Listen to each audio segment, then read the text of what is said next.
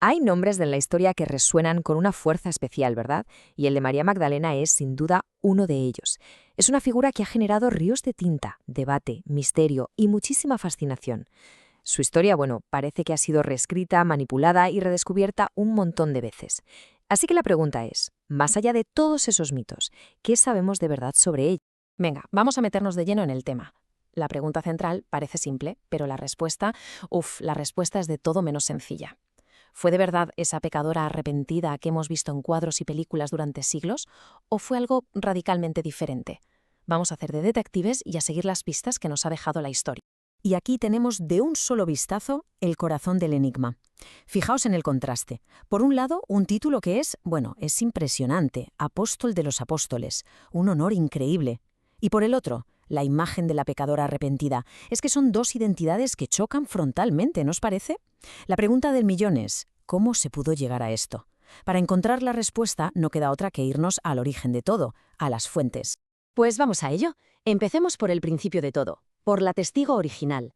Y para eso tenemos que ir a los documentos más antiguos que se conservan, los evangelios canónicos, los que están en el Nuevo Testamento. Estos textos, del siglo I, son nuestro punto de partida. A ver qué nos cuentan sobre quién fue y qué papel jugó en toda esta historia. A ver, si nos ceñimos a lo que dicen los 4 evangelios canónicos, el retrato que pintan es bastante claro y coherente. Y ojo, porque esto es clave. En ninguno, repito, en ninguno de ellos se dice que fuera una prostituta. Para nada. Al contrario, la describen como una discípula súper leal y valiente. Estuvo allí, al pie de la cruz, cuando muchos de los hombres habían huido. Fue la primera en encontrar la tumba vacía y, lo más heavy de todo, fue la primera persona a la que Jesús se le apareció y le encargó anunciar la resurrección. Casi nada. Y claro, de ahí viene ese título tan potente, que por cierto no es un invento de ahora. Teólogos de la talla de Santo Tomás de Aquino ya la llamaban así. ¿Por qué? Pues porque, literalmente, fue ella quien le llevó el mensaje de la resurrección a los que luego serían los pilares de la Iglesia. Fue, en esencia, la apóstol de los apóstoles, la mensajera para los mensajeros. Entonces, si esto estaba tan claro en los textos originales, ¿qué demonios pasó por el camino? Pues esa pregunta nos lleva directos a la segunda parte de esta investigación, a cómo se creó el mito de la pecadora, porque aquí es donde la historia da un giro de guión espectacular de 180 grados. Vamos a ver cómo esa discípula fiel y valiente acabó convertida en el símbolo universal del pecado y la penitencia. Vale, la clave de todo este embrollo está aquí, en esta tabla.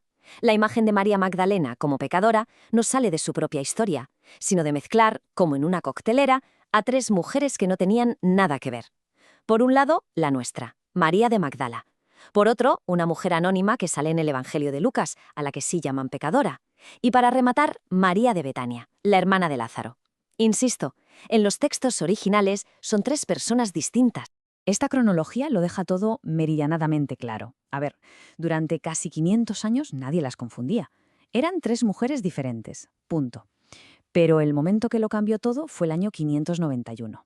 El Papa Gregorio Magno da un sermón, una homilía, que fue muy influyente. Y ahí es donde dice, oye, que estas 3 mujeres son en realidad la misma persona.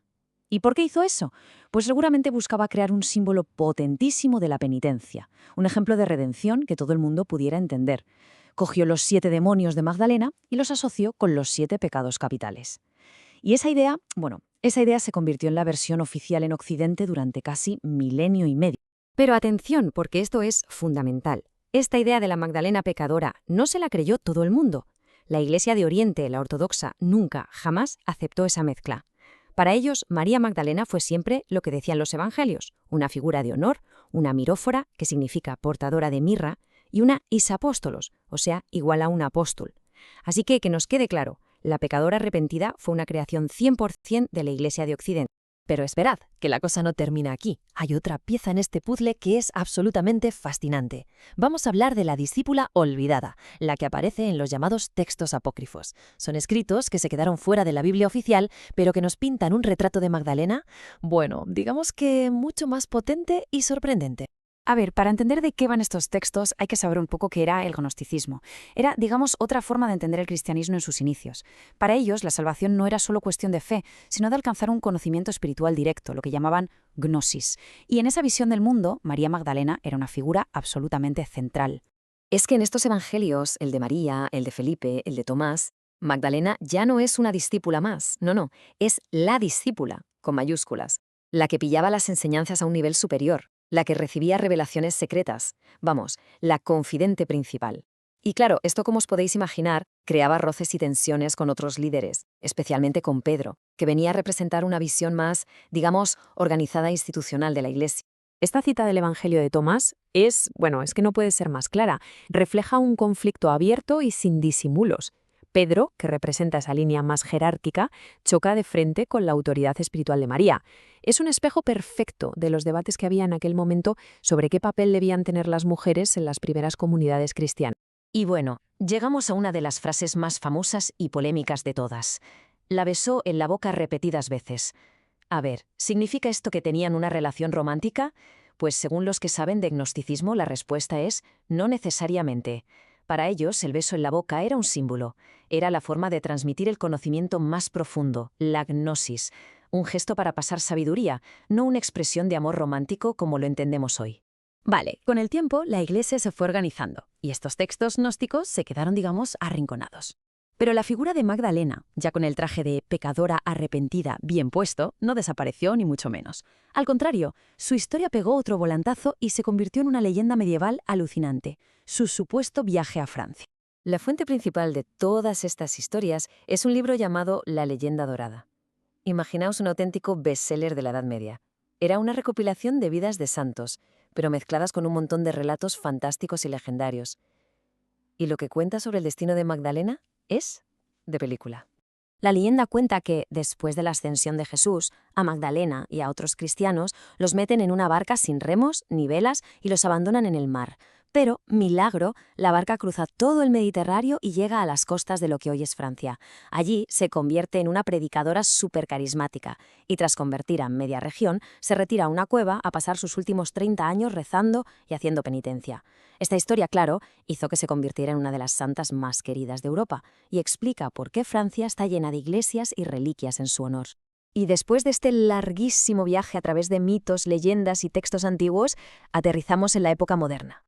En esta última parte vamos a ver cómo, poco a poco, se ha empezado a reclamar su verdadera historia. Cómo los expertos y la propia Iglesia han intentado separar el grano de la paja para devolverle su identidad original.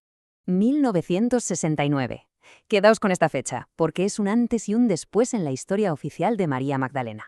Es el momento en que la Iglesia Católica decide echar un vistazo a su propia tradición y corregirla. Pues sí, en 1969, el Vaticano, en una reforma del calendario, reconoce oficialmente que aquello de mezclar a María Magdalena con la pecadora anónima y con María de Betania fue un error. Un error basado en la tradición, pero que no tenía fundamento en los evangelios. Así que oficialmente se separan las tres figuras y a Magdalena se le devuelve el sitio que tenían los textos originales. Y el círculo se cierra del todo en 2016. El Papa Francisco va un paso más allá. No solo confirma la corrección del 69, sino que eleva el Día de Santa María Magdalena a la categoría de fiesta, o sea, al mismo nivel que las celebraciones de los apóstoles hombres. Y lo más potente de todo, recupera y hace oficial ese título que vimos al principio, el más antiguo y honorable de todos, Apóstol de los Apóstoles. Como hemos visto, el viaje de María Magdalena a través de la historia es sencillamente alucinante. De ser una figura clave en los orígenes del cristianismo, a ser convertida en un símbolo de arrepentimiento, para finalmente ser redescubierta en su papel original. Y todo esto nos deja con una pregunta en el aire, ¿no? ¿Qué significa para nosotros, hoy, redescubrir su verdadera historia?